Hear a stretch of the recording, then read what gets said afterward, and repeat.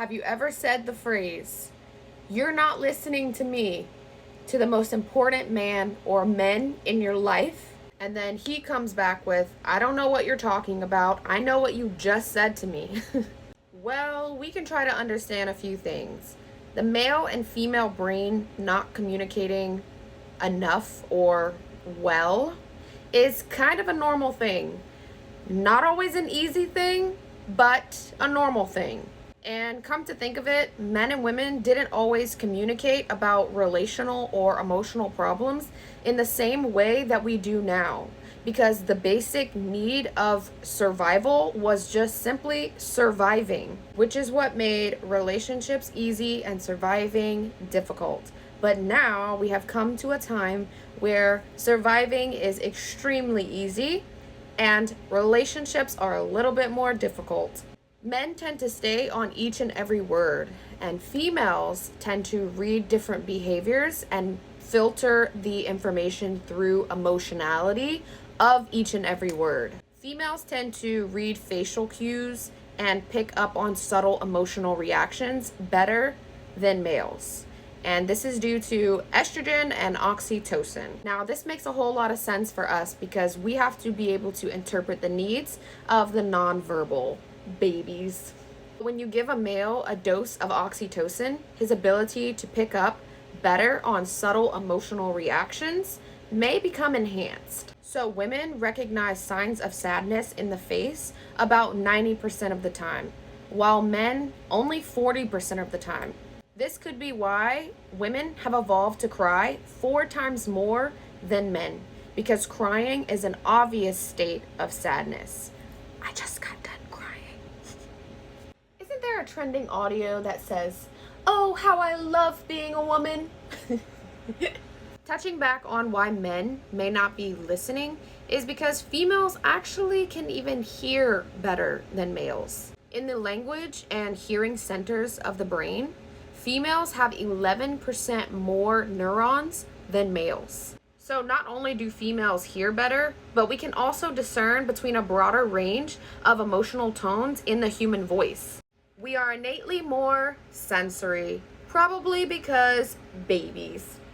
There was a study done in the Netherlands where they had males and females from ages 17 to 25 listen to music and white noise. They monitored the brain and found that females had an intense response to both sounds, whereas males responded to the music but deactivated to the white noise. This could be because during male fetal brain development, testosterone impacts the formation of the auditory system, making it block out unwanted noise and repetitious acoustic stimuli. We see issues of this arise often because women will say something to man or request something of him, and he won't hear her or act on it. So she will repeat herself several times, and then his brain will interpret it as unwanted, repetitious acoustic stimuli.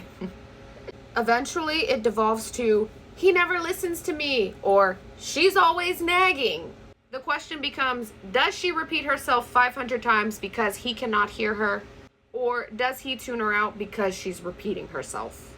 Hi, Grandma and Grandpa. Befitting, ain't it?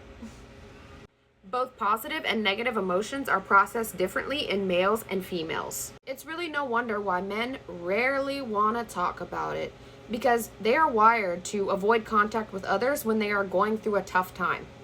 They even believe that women would want to do the same, and we see this clash and cause tension very often in male and female relationships. Because when a woman is showing or verbalizing that she is upset about something, he just assumes not to ask any questions and let her have her alone time while he goes off and has his cave time. This doesn't really work with women, because what she needs during that time is to be heard, understood, and empathized with. Men have a better release system. They prefer to empty out, if you know what I mean. Whereas for women, we need to be refilled up, if you catch my drift.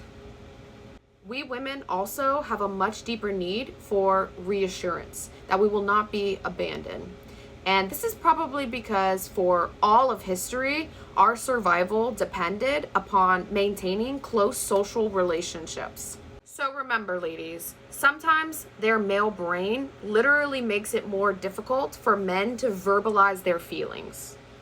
This is why masculinity is based upon action. This also, from my perspective, could be seen as a provider and protector instinct. Basically, protecting her from his negative feminine energy feelings. Women worry about everything and naturally channel mothering energy, which can disrupt polarity. Sometimes, when it is more work related and less relational related, it is simply just better to let man deal with his problems and his rough patches on his own. And men, remember, women want to talk about it. Even if you don't understand the point of having a lengthy conversation over it, they want to talk about it and understand that you care.